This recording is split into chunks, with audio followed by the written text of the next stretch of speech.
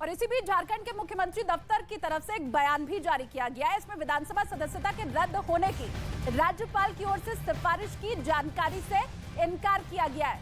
अहम खबर, सीएमओ की तरफ से यह कहा गया है कि सदस्यता पर किसी भी तरह की कोई चिट्ठी ना तो चुनाव आयोग ने और ना ही गवर्नर दोनों की तरफ से दी गई है। सीएम सोरेन की ओर से यह आरोप लगाया गया था कि सब बीजेपी के इशारे पर किया जा रहा है, लेकिन इसी बीच सीएम दफ्तर इस बात से इनकार कर रहा है। बाकायदा बयान जारी किया गया है।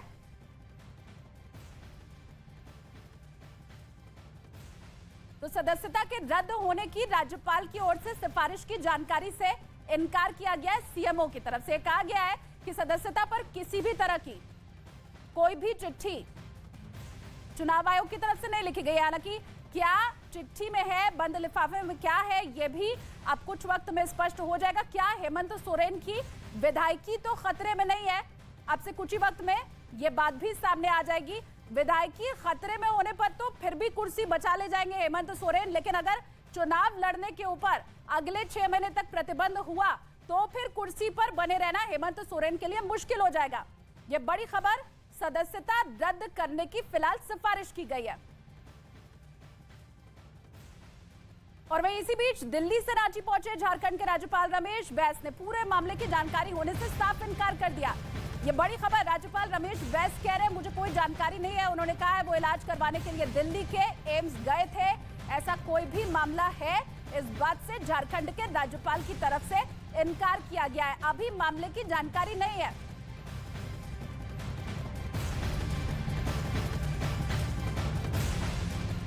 और इसी बीच बीजेपी सांसद निशिकांत दुबे का बयान भी सामने आया। उन्होंने ये कहा है कि मीडिया से पता चला है कि हेमंत सोरेन की विधानसभा की सदस्यता रद्द हो गई है, अब उन्हें मिड टर्म चुनाव में चले जाना चाहिए। हमारे साथ हैं सांसद निशिकांत दुबे जी। दुबे जी, आज आपने बड़ा धमाका कर दिया और आपने जो अगस्त पार की बात कही थी कि इलेक्शन कमीशन ने भी पत्र भेज दिया, हालांकि ऑफिशियल नहीं आया, लेकिन पहले ही आपने बता दिया कि पत्र भेजा जा चुका है, यानी कि सदस्यता चली गई उनके हेमंत सोरेन की। आपके माध्यम से जो पता चला है, यही पता चला है कि उनकी सदस्यता चली गई है।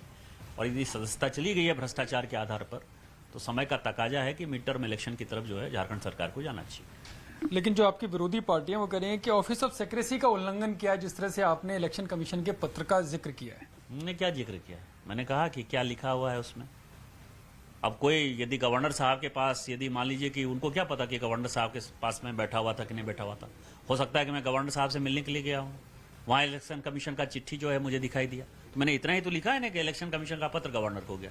उसमें क्या लिखा है, कंटेंट तो मैंने नहीं बताया, या कंटेंट मुझे पता नहीं है, या गवर्नर साहब ने तो मुझे नहीं बताया, इलेक्शन कमीशन ने नहीं बताया।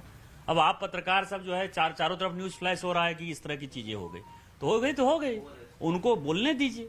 फैक्ट यह है कि आप करप्ट आदमी हैं, भ्रष्टाचार के आधार पर आपकी सदस्यता गई, आपको मिड टर्म इलेक्शन में जाना चाहिए। उनका कहना है कि आप कुछ भी कर लें, बीजेपी कुछ भी कर ले, लेकिन सरकार नहीं जाएगी, सरकार लगातार बनी रहेगी। बनी रहेगी ना। हो सकता है प्रेम प्रकाश कल मुख्यमंत्री हो जाए, तो वो कुछ भी कर लें, कुछ भी बना लें। जनता की अदालत है, हम जनता की अदालत में जाएंगे, वोट मांगेंगे, चुनाव होगा, हम जीतेंगे। परिवार के किसी सदस्य को भी बना सकते हैं, अपनी पत्नी। मैंने तो कहा कि वो किसी को बना सकते हैं। अब प्रेम प्रकाश दाऊद इब्राहिम को भी बना सकते हैं, उनकी मर्जी है। तो बीजेपी नेता निशिकांत दुबे को आपने सुन लिया। उधर बीजेपी नेता रघुवर दास ने क्या कहा है वो भी आपको बताते हैं। वो कह रहे कि हेमंत सोरेन की सदस्यता छीन ली जानी चाहिए। रघुवर दास ने यह भी कहा कि सोरेन पर प्रतिबंध भी लगा दिया जाना चाहिए।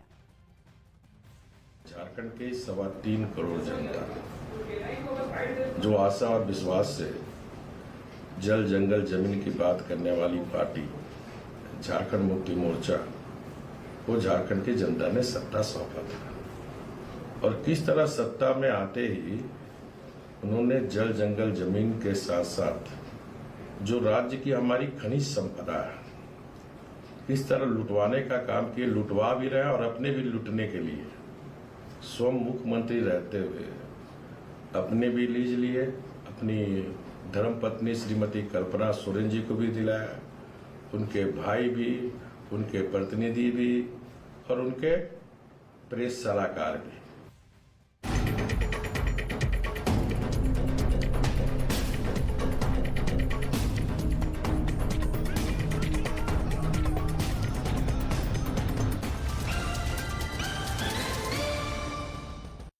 सजेगा क्रिकेट का मैदान, टकराएंगी टीमें, होगा संग्राम। क्या रोहित का पूरा होगा विराट ख्वाब? एशिया कप की